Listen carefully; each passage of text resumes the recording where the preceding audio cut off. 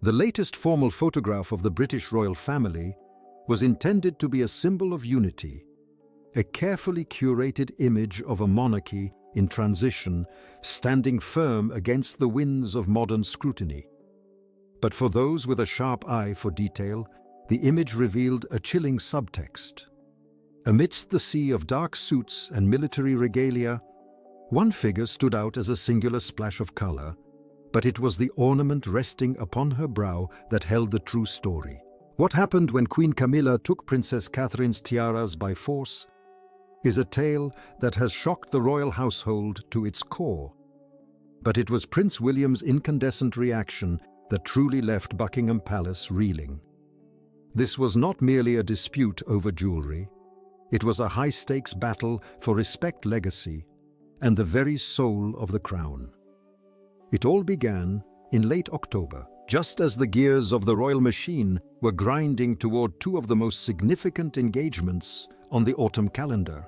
The atmosphere within the palace was electric, a hive of frantic activity, as staff prepared for the prestige of the Booker Prize reception on November 12th and King Charles III's official birthday celebrations on November 14th. For Queen Camilla, these were not just dates on a calendar. They were opportunities to cement her authority as the new matriarch of the House of Windsor. Sources close to the Queen Consort describe her as being in a state of hyper-focus, personally overseeing everything from the guest lists to the import of rare floral arrangements and bespoke Italian fabrics. She wanted perfection, but more importantly, she wanted to project a level of refinement and control that would silence her remaining critics. However, as the wardrobe fittings intensified, a hidden crisis emerged in the royal dressing rooms. To the outside world, a tiara is a beautiful accessory. But in the world of the royals, these are sacred artifacts. They represent rank, they echo the history of those who wore them before. And choosing the wrong one can be seen as a catastrophic breach of protocol. Camilla had selected a stunning deep blue gown for the reception and an elegant ivory ensemble for the king's birthday, yet she found herself in a jewelry vacuum. The pieces typically assigned to her were either undergoing maintenance, clashed with the specific hues of her fabrics, or felt too outdated for the image she wished to project. Her frustration mounted behind closed doors until her gaze settled on the vault assigned to the Princess of Wales. Catherine, the woman the world still affectionately calls Kate, possessed a collection that was the envy of every royal house in Europe. Specifically, Camilla had her sights set on the Oriental circlet tiara, a refined, versatile, and deeply historic piece that had become synonymous with Kate's graceful public image. On the evening of November 4th, in a dimly lit, quiet corridor of the palace, the confrontation that would change the internal dynamics of the family finally took place. Camilla approached Kate with a tone that was described as calm but dangerously firm. She didn't ask. She informed Kate that she required the Oriental circlet for the upcoming events. Kate, ever the professional, was taken aback but remained composed. She explained that she had already planned her own wardrobe around that specific piece for her upcoming solo engagements. The response from Camilla was a sharp verbal slap. "You have plenty of jewelry." She reportedly snapped, her eyes narrowing as she reminded Kate of the hierarchy. "Don't forget who I am. I am the queen. When I need something for the good of the crown, I expect cooperation." It was a moment of raw, naked power. Kate, pale but resolute, attempted to speak of preparation and mutual respect. But Camilla stepped closer, her voice dropping to a cold, predatory whisper. "You should know your place. Everything here exists because of the crown, and I decide what is needed." The silence that followed was heavy, with a tension that felt like a physical weight. Kate, realizing that logic and protocol were being discarded in favor of ego, simply nodded and promised to make arrangements. But the betrayal was far deeper than a single conversation.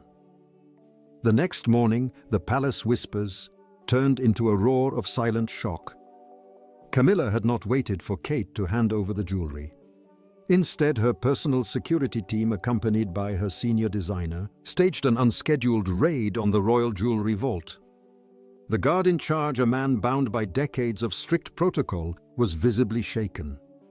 He pointed out that the items were logged under the Princess of Wales and that her approval was mandatory. The chilling response from Camilla's team echoed through the vault. "Catherine is not the Queen." The vault was opened, and what followed was an unprecedented breach of royal etiquette. The Oriental circlet was removed, but Camilla's team didn't stop there.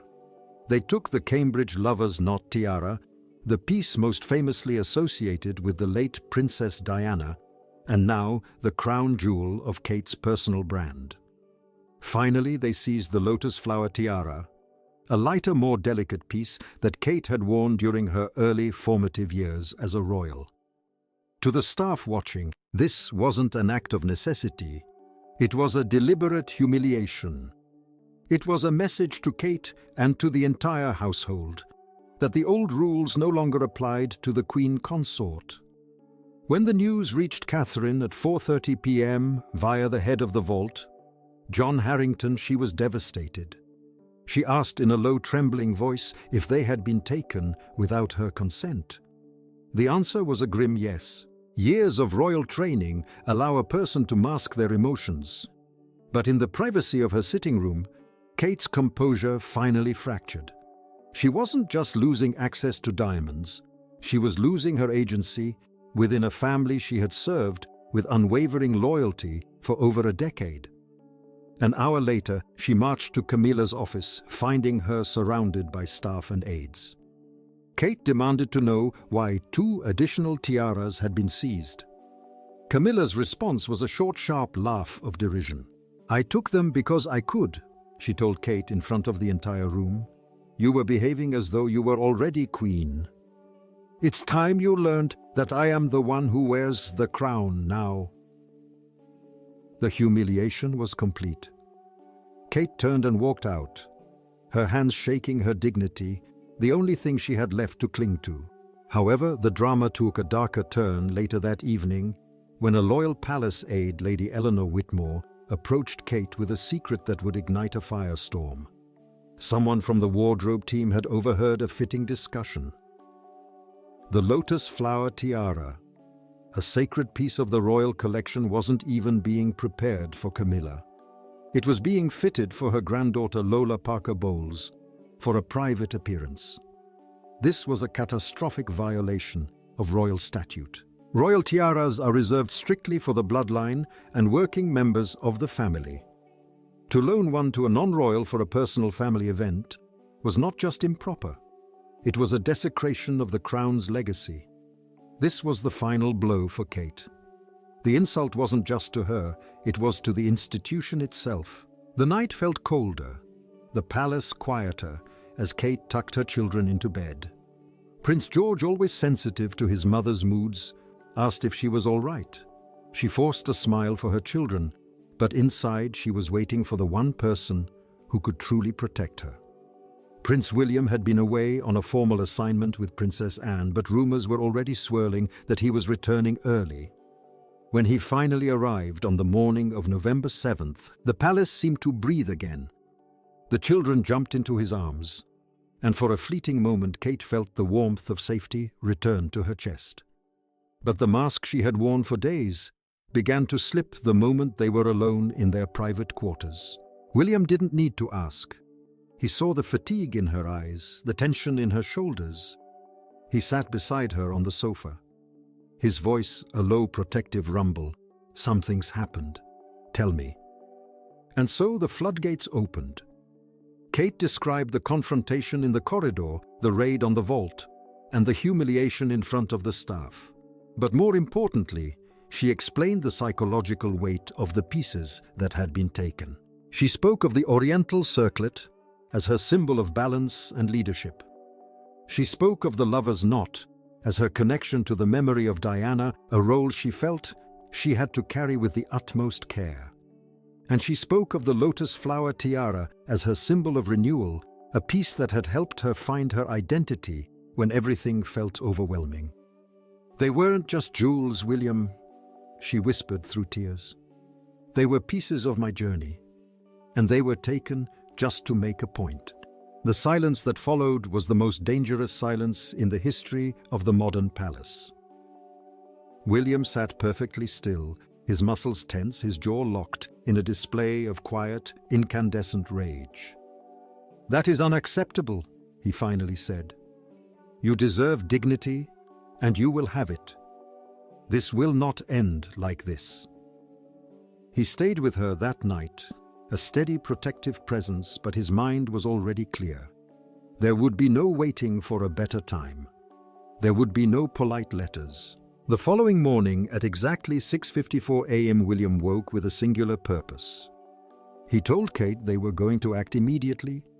They dressed in their armor, simple, structured, dignified clothing, and walked side by side toward King Charles's private chambers. When they arrived, the king's secretary was visibly startled.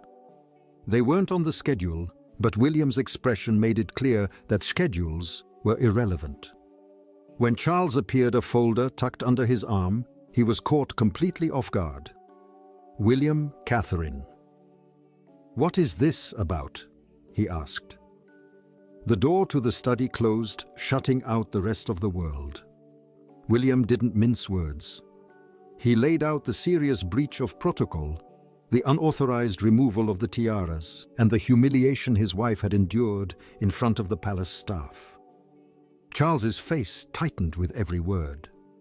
When William revealed that the lotus flower tiara was being diverted for the use of a non-royal, the king's expression shifted from concern to genuine alarm. "That is highly inappropriate," Charles muttered, rubbing his temple as the gravity of the situation sank in. Kate, finding her voice, spoke with a steady, quiet power. She told the king that she had always respected the hierarchy and had never overstepped, but that a line had been crossed that threatened the very boundaries of the family. "I don't want conflict, sir," she said. "I only want the respect that the role I hold requires." Charles looked at his son and then at his daughter-in-law, realizing that the stability of the monarchy was being threatened from within by his own consort's ego. He made a decision in that moment that would send shockwaves through the household. He pressed a button on his desk and summoned Queen Camilla to the study immediately. When Camilla entered, she was still radiating her usual confidence, but it evaporated the moment she saw William and Kate still seated there. Charles didn't give her a chance to frame the narrative. He addressed the removal of the tiaras and the breach of protocol. Camilla tried to defend herself, claiming she was acting for the good of the crown and that the jewels belonged to the institution, not any one person. She even had the audacity to suggest that protocol must bend when others forget their place. It was a fatal mistake. Charles straightened in his chair, his voice taking on a tone of finality that the palace hadn't heard in years. "This matter is an insult to Catherine, and it is a dent to the image of the royal family," he told Camilla. The punishment was swift and public within the palace walls. Charles ordered all 3 tiaras to be returned to the vault by midday, no exceptions. But the real blow was the social death sentence he handed down to his queen consort. "You will not wear a tiara at the Booker Prize reception," he declared, "and you will not wear one during my birthday events either." The silence that followed was absolute. Camilla's confidence shattered. For the first time, she looked vulnerable, her power stripped away by the very man she had tried to influence. She nodded quietly and left the room, her era of unchecked control over the wardrobe department coming to a humiliating end. By noon, the oriental circlet, the lover's knot, and the lotus flower tiara were back in their velvet-lined cases safely under the care of John Harrington. When the Booker Prize reception took place, the public was confused to see the queen consort without a tiara, wearing only a sapphire necklace. Royal commentators speculated that it was a modern-style choice or a last-minute change of heart. But the truth remained hidden behind the palace's beautiful walls. The same thing happened at the king's birthday. No tiara, no display of high-ranking jewelry. The mystery deepened for the press. But inside the palace, the message was loud and clear. Respect is earned, not seized. Weeks later, at a formal state banquet, Princess Catherine stepped into the ballroom. Resting lightly upon her head was the oriental circlet tiara. She moved through the room with a calm, composed, and unshaken grace that captivated every guest. She didn't wear it for the sparkle or the status. She wore it as a silent reminder of boundaries and the quiet strength it takes to stand firm against bullying. The photographs of her that night were praised globally for their elegance, but for those who knew the story, they were a portrait of a woman who had fought for her dignity and won. Prince William's decision to stand by his wife and confront his father had redefined the power dynamics of the royal family. It proved that the future of the monarchy lies with those who respect tradition, not those who use it as a weapon for personal gain. Some crowns are claimed through marriage, but as Catherine proved that evening, the most important ones are earned through character. The queen consort had tried to erase the princess, but in doing so, she only succeeded in making Kate's light shine brighter than ever before. This is the secret history of the royal jewels, a story of power pearls and the unwavering strength of a woman who refused to be silenced.